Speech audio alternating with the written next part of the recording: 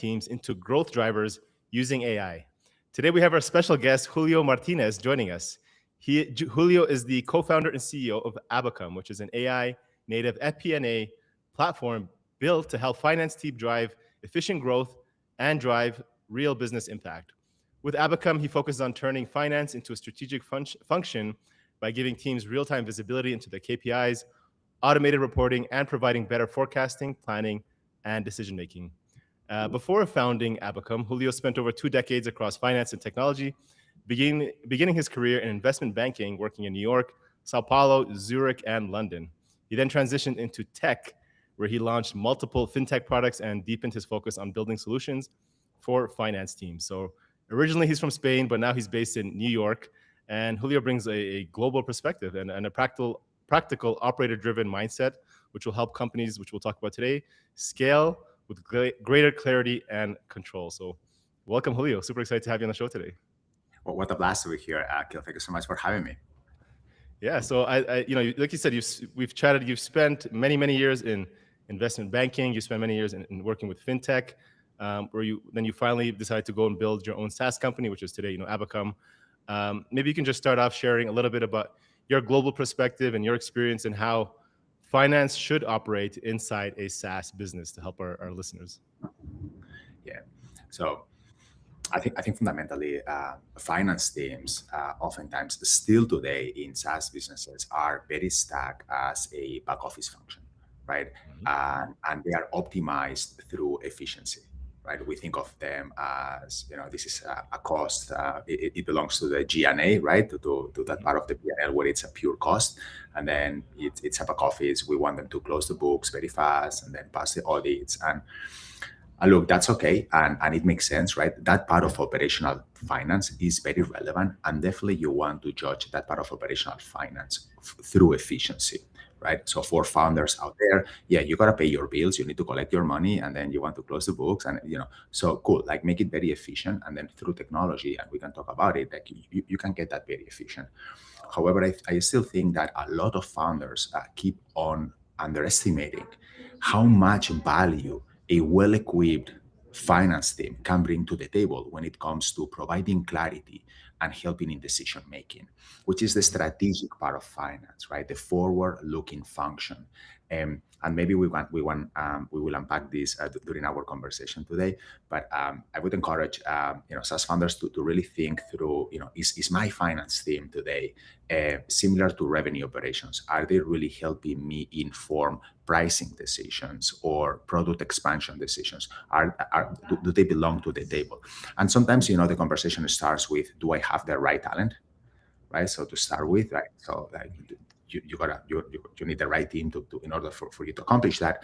But then you need to go to process and technology, right? Team, process and technology to then build a very strong, fast scaling finance function, which is what matters, right? You scale. How do you have a finance team that keeps up with that growth? Yeah, I was able to guide you and make sure you can stay ahead with the forecast of what you plan, right? And stay on top of that. Absolutely. Yeah, because it depends on the stages, right? Like obviously, if you are a Series C, even a Series A company, probably you don't need much, right? Like if we are very honest, right? So maybe a little bit of planning for your next fundraising round, maybe a decent budget that you share with your board and a few things, but it's mostly getting the operations right. Like that should be mostly enough. You gotta know, your ARR, a little bit your gross margins, a few things, make sure you have money in the bank, so runway, and in seed almost A, well, you see very big A's today, so arguably things are changing, but in general, you can keep things very simple. Really, you want to spend your time in some other functions, and obviously product market fit and distribution and so on. But as you continue scaling and B, C, D, and beyond, right? Like in that, but B and C especially, like this is the time to build your foundation so that when you continue scaling, it doesn't break. So you want to make sure you have the right team, but also the right tech stack and infrastructure across the different tasks that the finance needs to be doing. And especially I would throw the invitation that a finance team that is well equipped can provide a lot of strategic clarity to the rest of the organization, revenue teams, sales, marketing, and beyond. Yeah, absolutely. Now, before we get more into the weeds and deep into that, I'd love to hear a little bit about your background. So you worked in investment banking and technology, and then maybe if you can share a little bit what prompted you to start Abacum. What was the core problem in SaaS that you saw in finance that needed to be solved, and you're like, this is what we need to build? Yeah, a few things, right? So I spent many years in investment banking, right? I think this is a great training ground in general in life for many reasons. But I also work with a lot of organizations that were working at scale with a lot of systems, and certain things were going very well, but they really lacked the agility, right? There were some systems and infrastructure in there, like legacy systems that lacked the agility of equipping the finance team to really get pace with the business, right? To have the insights that matter at the time that it mattered. So then I moved into fintech, as you said, and I think that the problem was almost the opposite, right? We were launching fintech products to market very, very fast, right? So there was almost no scale. There was almost too much speed and not a lot of thinking about how to scale this properly. And so we made a lot of mistakes, actually, probably too many. And we call them learnings. Sorry, we call them learnings. Yeah, and exactly. and so what prompted me to connect the dots and say, hey, like, this is a problem space I understand very well, but like what we need to solve was, first of all, the data foundation, right? You want to have a single source of truth with all the metrics that matter to the business in one place, always clean and in real time to be analyzed. And that essentially means not all the accounting data, which arguably is a lagging indicator and the business doesn't care too much. You want to have your CRM data, right? HubSpot, Salesforce. You want to have your HR data for headcount planning, so stuff coming from the HIRS, or the ATS, like the hiring system, say, applicant tracking system. But also, even oftentimes in SaaS, we have a lot of metrics that matter, that are operational and that matter to the business, right? Not details that maybe only matter for marketing, but that move the business plan, where you need to make decisions, and they are in a Snowflake, in BigQuery, in Redshift, in Looker, in Tableau, in a BI, so elsewhere. You really want to connect everything and have it always clean in one single place, right? That data foundation is critical. So this was the very obvious problem we started with. We'll speak, I'm sure, about AI at some point today. So we cannot miss that. And of course, we are building a lot. But hey, I talk to a lot of finance teams and founders, and we oftentimes want to run before we walk and before we crawl. And then we all want to deploy a lot of AI to scale the business, but then the data foundation is not there. So it is imperative that we do the right investments at the data foundation level so that we can 10x our impact. We can multiply our impact through AI. And a lot of people are not doing this in the right sequence of operations, right? In the right order of operation. So this is the starting point for us, what we wanted to accomplish. Okay, single source of truth. And then on top of that, then you can start running algorithms. You can start doing your forecasting. How do you see the business? You can start running scenarios, scenario analysis. This is critical, like all the what if questions. What if we launch this new product? What if we change this pricing? What if we reduce a little bit of cost? What happens with our runway? All these more business-minded questions that allow us to make decisions in startups. Yeah, absolutely. And I mean, I think we see that a lot, right? In our M&A experience as well, right? Like, it seems so intuitive that, data is all collected and it's managed and reported in one place. But marketing teams, sales teams, HR, accounting, and being able to get it all together. And it just takes so much time and trying to gather that data and put it together. And like, it's like months wasted just trying to understand it also. Completely understand, like, this, just having that in one place and being on top of it, you're just able to make decisions a lot quicker and move, right? So totally. Yeah. So in SaaS companies, like you said, when you're moving really quickly, you start becoming reactive, right? Like, you get to this point where people are asking you for data or for information or what decisions to make, and you're like, wait, we don't know. We start scrambling, looking for the data and trying to make sense of it and what to do. So what do you think what needs to change for it to become like a real driver of growth? Yeah, that's a great question. So what you just described is what we always call the human API problem. that finance Mm-hmm. teams and also revenue operations teams, they become the human API problem. They become the bottleneck. Why? Because, it's, hey, imagine it's Monday morning, right? And then, you've already got a question from the marketing team, about whatever things in pipeline generation, the sales team, whatever, qualified opportunities. And then, the CEO wants a couple of scenarios because they just had a conversation with the board, quick and dirty, and this and that. And then you have 5 questions going on. And then all of them are then channeled to you in finance, right? Or to your revenue person. Like somebody is, because that somebody is the bottleneck and the API between the rest of the business, the rest of the organization and the stakeholders and the models and the data. So all that data foundation, it's not only the data, right? You need to have the business logic, which we call models, right? What you would model in a spreadsheet, but only that the spreadsheets break and are not enough at some point in time. Like for a long time, they are awesome.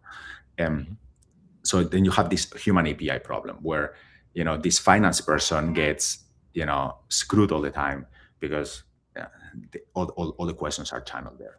So what you really want to accomplish is to have a data foundation and a single source of truth that scales beyond finance, right? And with AI, this is more possible than ever before, right? So obviously at Abacum, we provide this single source of truth. This is what we've always done, where all the metrics and all the answers that you need to run the business are always there sitting, waiting for you.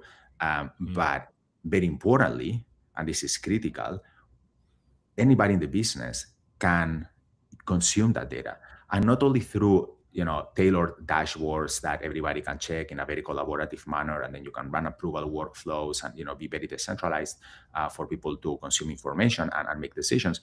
But even more importantly, you go to your Claude instance and then you start chatting with Abacum, right? Very conversationally. You go to Slack, and then in Slack is connected to Claude and then to Abacum. So then you come from. So we meet the customer where they are. So a lot of these questions that marketing has, like they are just chatting now, and then but finance know, hey, the answers are accurate. They are coming from Abacum, so we have no hallucinations, right? Like we have all the security measures, all the governance measures, all the guardrails, all the scalability, so that we ensure the answers are correct.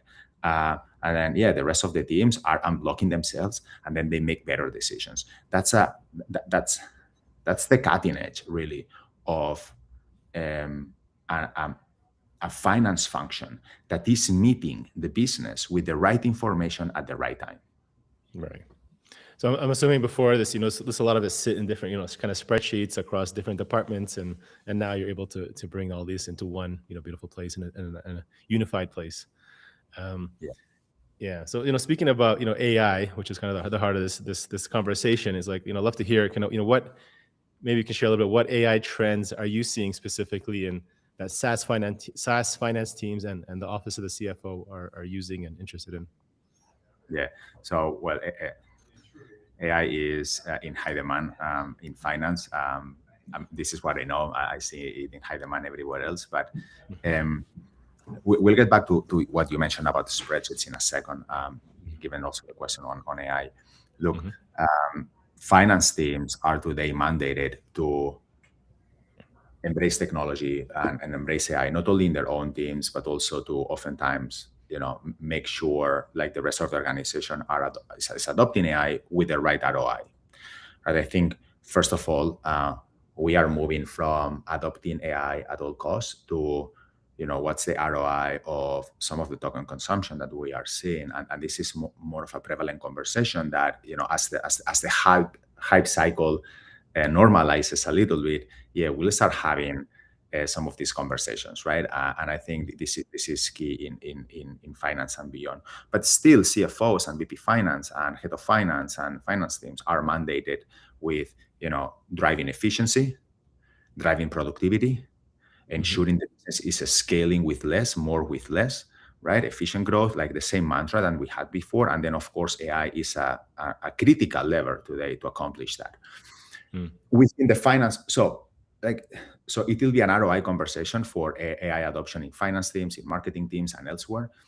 Within the own finance team, how can you use AI to scale your own AI function, right?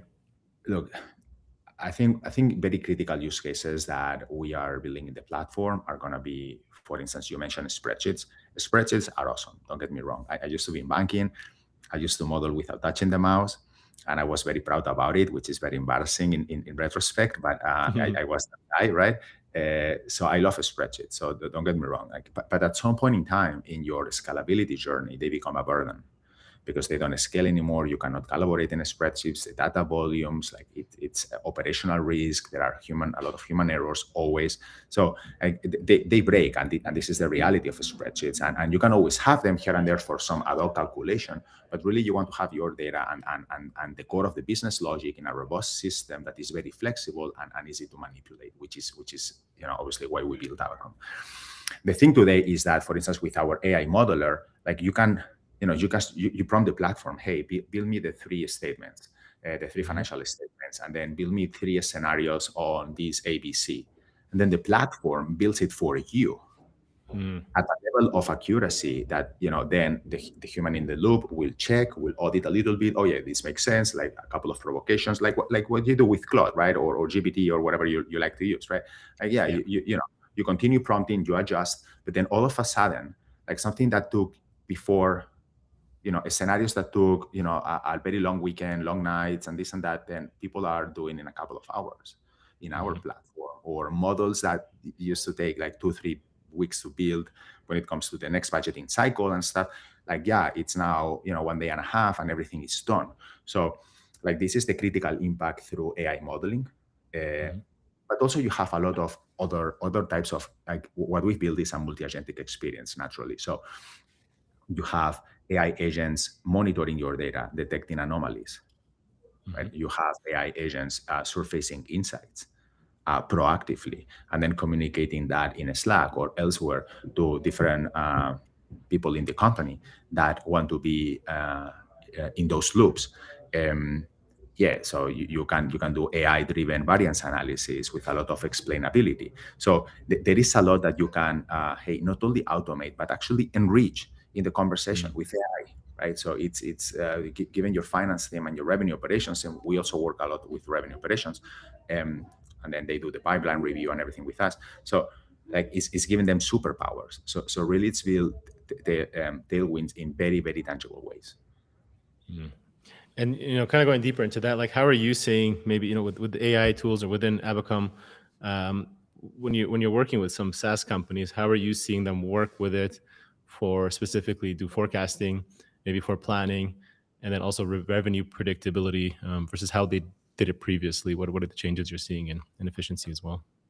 Yeah, totally. So look, what we used to see before was, hey, maybe an Excel file with a lot of complexity, and then many tabs and copy paste and from CSV files from different systems, and then finance teams doing VLOOKUPs, index match, and some ifs to clean the data, and then start copy pasting that data into maybe 30 different Google Sheets, start collaborating, by department or product here or country. And then consolidating this data, and then all of a sudden the board or the CEO needs a scenario, and then like I have now all this complexity, and then by the time some budget owners give you data, like your versions have already evolved because you're running that scenario. And look, if you're running a very small shop like that's okay. This is when it breaks, right? Or even with volumes of data. So doing scenarios and relevant forecasting with that setup where all the data is siloed in scattered systems, and then you need to manually be keeping it alive and making sense of it. Like that's a very old way of doing things, right? And it breaks. I think going forward, finance teams and actually SaaS companies, really, this is in my mind way less about finance these days, but actually board of directors, management teams. You want to have a democratic use of data where there is a high confidence, high trust on the numbers.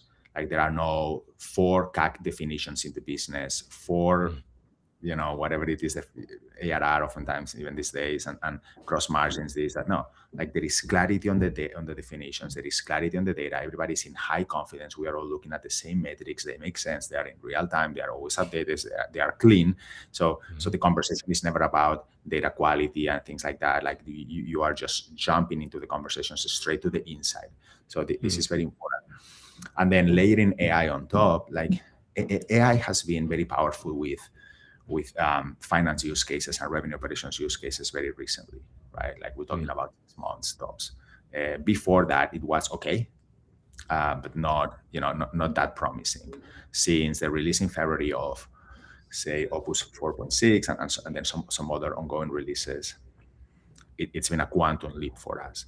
So really the value that you get from an FP&A platform like ours has been multiplied dramatically. So we used to, we're a SaaS ourselves. We are growing very fast. We were growing very fast already in the day, and we already added a lot of value to our customers. But arguably today, like given these tailwinds that which have nothing to do with us, right? Like we are just benefiting from them. So like we need to acknowledge what is out of our control, but we are really capitalizing on the AI trend and incorporating all of those use cases into the product, and that is given finance teams a capacity to, with the right data foundation, surface the insights and the information that matters when it matters for the business to make that decision.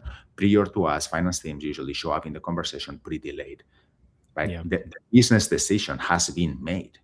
Like maybe they even have the right information, but it's news. They show up the 15th of the month with information from the previous month. Say, hey, like this is my investor report, and then seriously, who in the management team takes a look at that? Like oftentimes, not even the CEO. Like they don't care. Like they send it to the board, like whatever they did. So how do you make them timely?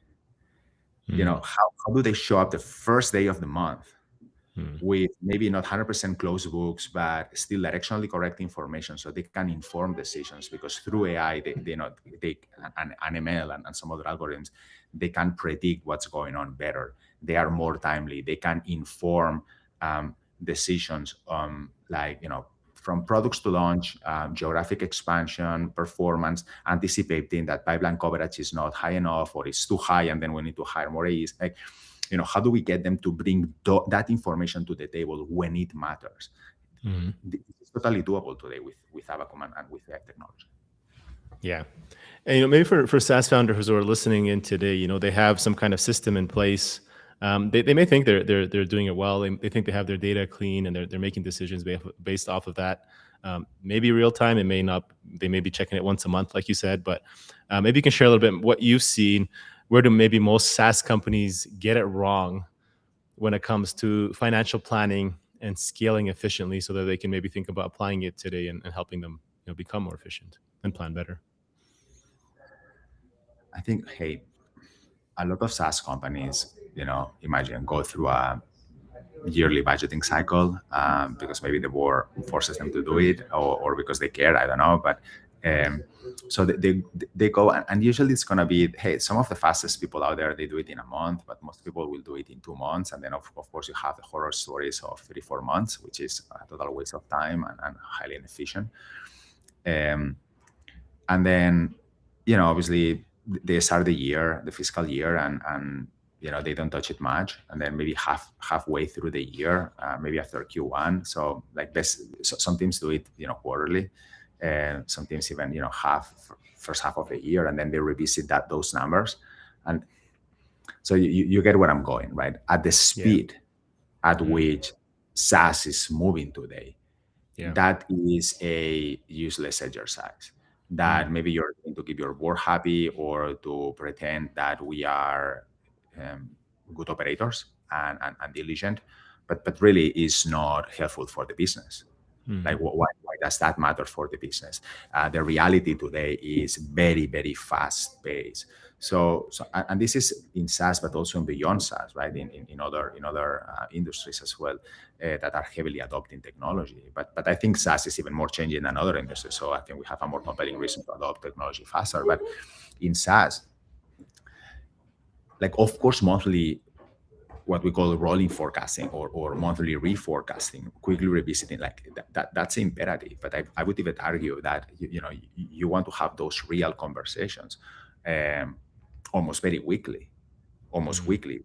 There is a capacity to be having pipeline conversations, pipeline coverage conversations, close rates conversations, and understanding like all the go-to-market topics that typically you have in SaaS, but also some other metrics. And some metrics you want to review monthly, right? Like probably gross margins, you don't want to review every week. But from a weekly perspective, like you can get finance very embedded and very helpful in revenue teams, for instance, and be driving performance for you in the organization. So you as a SaaS founder, you might have revenue operations teams, you might not have them, whatever, but it's a very powerful partnership to have finance together with revenue operations driving performance for you in the business, in the pipeline reviews, in the deal reviews. So because they have the wealth of data, they see the evolution of the stages in the funnel. They know how to ask those questions. They know the pipeline coverage. They see the acquisition channels, what's working, what's not working, week after week. They can have a very meaningful conversation with marketing. Hey, what are the campaigns that are performing the best? Why don't you double down there? What's the ROI here? What's the ROI there? So you have a true force multiplicator for you as a founder, for you as a CEO, for many stakeholders in the business, to leverage finance to go the extra mile. This is how really best teams are operating, and you would be surprised. Like there is a lot of people already today, at least in the markets where we operate, and definitely here in the US, in New York, and anyway, working at this level of rigor and quality. It's really about speed of making decisions and better decisions, because you're able to see real time updates, whether you want to check it daily or having these conversations weekly. But then you're able to make changes and make better decisions and move quickly, which is all the point of growing and scaling and operating as a SaaS company, especially if you're VC backed, right? So.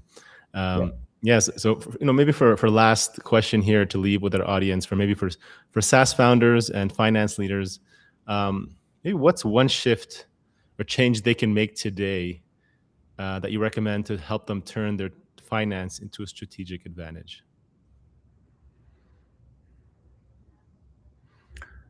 Look, I would say the first step is always getting right the data foundation. And I think a lot of people think they have it, but they don't, right? There is still a lot of manual steps involved. There is some aspects in the data that are not covered. So getting the data foundation right is what matters most. I think for founders, they need to evaluate if they have the right team or not for what they want to accomplish. But in any case, regardless, having the right data foundation for revenue operations and finance for business decisions matters a lot. So that single source of truth is critical. That's I would say the first step in the right direction. From there, then you can 10x your operations. From there, you can 10x your operations and the value that you get from finance and revenue operations. From there, you can really deploy AI. And I think the provocation that we have with our customers oftentimes is, hey, unburden in us in Abacom, like all the finance engineering. This is complex, by the way, right? This is complex. I think we have a lot of young finance professionals that they build a lot of things, and it's fantastic, and we always encourage that. I think as you continue scaling, hey, we have a team of 8 engineers and growing, right? We continue hiring and increasing their productivity with AI, that they are just obsessed about these use cases. So oftentimes, like the provocation is, hey, I'm obsessed with, SaaS companies and, how to add more value. And so is the rest of our team. So once you start building that data foundation, we do it. You can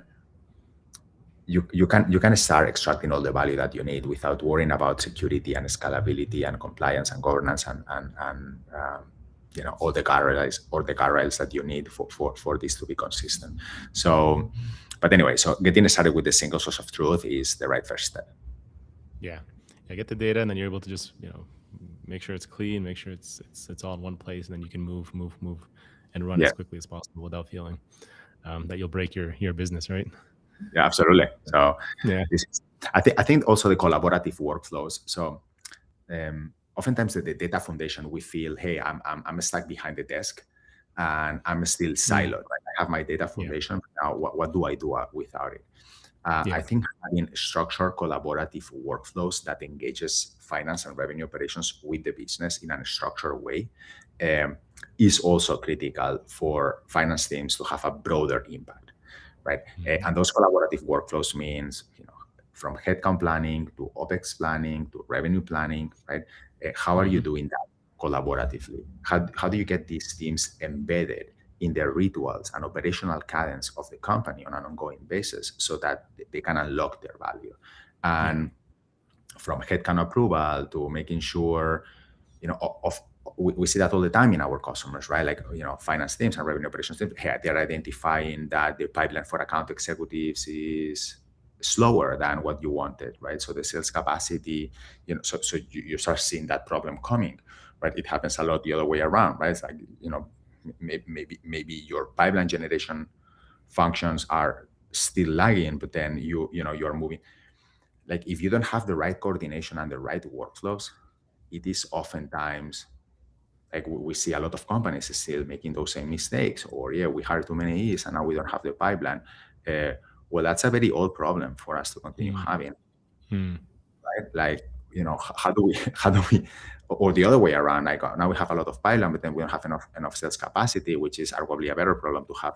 But still, you're leaving money on the table. That pipeline is expensive to generate, and now you don't have enough capacity to take good care of the, and allocate enough time and resources and love to each one of those conversations. So then, how do you get finance and revenue operations really dialed in to those weekly conversations so you prevent that from happening and you run a tight operational shop that is optimized?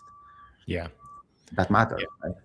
Absolutely. Yeah. At the end of the day, we're allocating capital. You have capital, you have to deploy it. And it's like, how do you prioritize that? And where's the best place to put it based on the data that you see versus, being wasteful or inefficient and not seeing, like guessing versus being like very clear, like this is working. This is the best solution. This is where we have to put our money, where we need to double down. This is where we're no longer spending, where before it was like, hey, let's try this, let's try that. And it was maybe works, but I was like, it was very clear.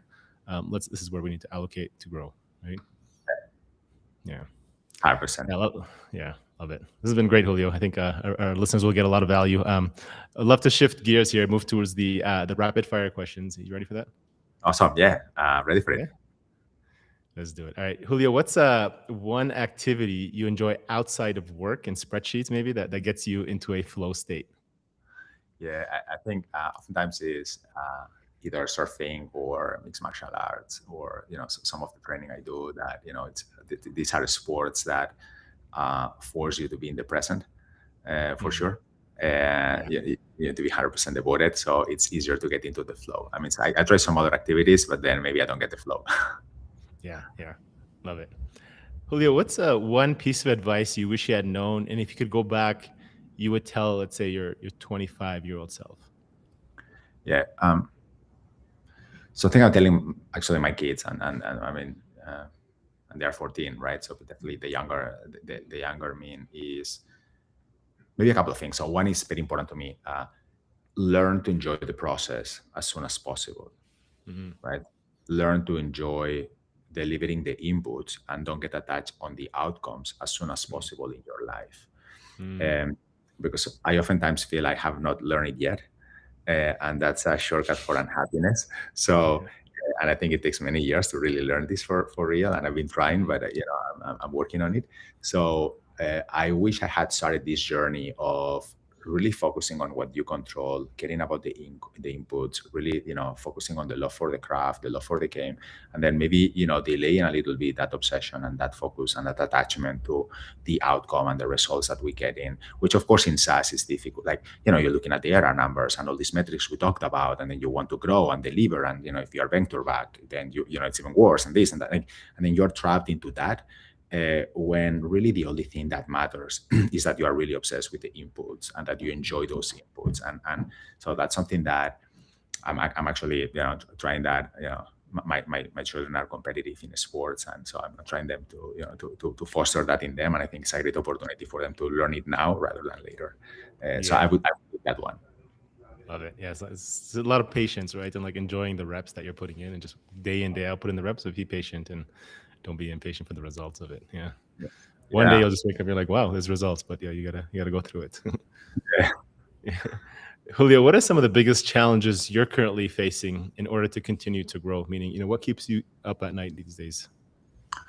Hey, pushing the brand forward, right? I think we are growing very fast, and then our brand recognition has grown tremendously, but like it's of course not enough, and we need to be known by every finance team in the markets where we operate. We have customers in more than 40 countries, and we have global ambitions. And obviously, the US is our not only the biggest market, but it's a very broad market, and our brand recognition, is today my great obsession. I think, hey, the product the product is very strong.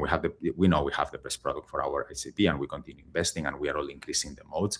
But I think until we are not top of mind for every freaking finance team and CFO out there, like we won't stop. So that is definitely my obsession today. Love it. Who or what are some of the best 3 resources? These can be books, maybe mentors or people you follow in the space, who you'd say have been most instrumental to your success over these last few years? I read a lot. Well, I shouldn't say a lot. I read what I can, or whatever. But I would say, well, I'm a big fan of Stoicism, so I think there are some Stoicism books that are awesome, right? By Epictetus, or Meditations by Marcus Aurelius. That is critical for anybody, I think. But I think more business related, I would say that it's not that recent, but maybe maybe 5 years ago, something like that. Amp It Up by Frank Slotman. He is the former CEO of Snowflake and previously ServiceNow. So not a founder, but definitely took SaaS organizations from arguably oftentimes 0 ARR to the billions, right? So like awesome successes. And Amp It Up is a great book of how he thinks of leadership and prioritization in a company. So I think it's a simple book, but I remember it being very influential for me. Maybe another book that I've promoted a lot as well is The Score Takes Care of Itself by Bill Walsh. It's an older book, so definitely not recent, but this is all about how in sports focusing on the inputs that matter. With obsession and precision will eventually yield results. And then to your point, Akil, like you gotta be patient. I think Bill Walsh had to wait at least 3-4 years of doing with obsessive precision all the inputs that matter before he saw any results. But then when the results came, he won the Super Bowl. 3 times in a row, like some crazy records back in the day. But hey, it took time and it took a lot of discipline, and the toll was very high for him and the team. So that's a great book as well. Love it. Good recommendations. We'll put that in the show notes. Yeah, I think I've read. I can't remember if it was like the Golden State Warriors team, the coach who really focused on just having to like tie their shoes very carefully and like precisely. It was like just focus on these little details, but it's like these little things that adds up, and then eventually, totally. The result you want. He had a different position, right? Because he was not only the coach but also the general manager. So he wrote scripts for even the people picking up the phone as to how they would answer the phone to enhance the brand. How would players would dress, right? Tucking in their shirts. Nobody's sitting on the field, like the helmets. You drop them here and there. And this is big stars, right? This is Joe Montana and all these fellows, right? Like he wouldn't give a damn, right? Like he would be very very obsessive with every single detail, right? And running a very, like, everything is written down, everybody, very clear expectations. So almost running a business, right? Like in a way, like probably you want to have it written down, managing very clear expectations with the team. This is precisely what is expected. You're expected to follow, and then these are the consequences if you don't do it, and this and that. So, and then with that, the results will come, but then don't don't waste your energy in Yeah. craving for those results, right? Mhm. Which is basically what he suggests in the book. Yeah. Awesome. Julio, what does success mean to you today? Whether it's personally, business, financial, life? I guess there's no right answer. Yeah, from a business perspective, to me, it's clearly having that customer success that we have today, right? That Mm. customer praise and recognition. Um, I used to be like my co-founder and I, both of us come from finance and food industry, right? Like we are both our persona. So we are the classic story of, we were in the trenches, bleeding in the head, and now we're building the product we wish we had, right? Mm. So by nature, we are very customer obsessed because we have this high sense of identification with them. So like recently, one of our customers, like in a very large organization, actually, like close to 2,000 people, she was sharing that she rejected a position, a job offer, because they wouldn't implement Abacum in the short run, and then she saw no way back to the spreadsheet hell she used to live in, and Hmm. she just thought like, hey, these guys are dinosaurs if they are not ready to implement top-notch technology. So stories like that is what really give me energy and get me going, and what I identify my success with. I think more at the personal level. I'm a family guy, so spending time with my wife and kids is really all the success you need. Yeah, absolutely. Oh, this has been great, Julio. I think our listeners will get a lot of value from what you've shared, and hopefully they can make sure to check out Abacum. Is it abacum.com? We'll make sure to put the links in the show notes. But where's the best way that founders or listeners can get in touch with you and learn about you and your company? Yeah, I'm very active in LinkedIn, posting about all these topics. So Julio Martinez from Abacum. You type that, and then please find me in LinkedIn. I love to have conversations, and we are very active with the founder and finance community out there. Awesome. Thank you so much, Julio. Appreciate you joining today.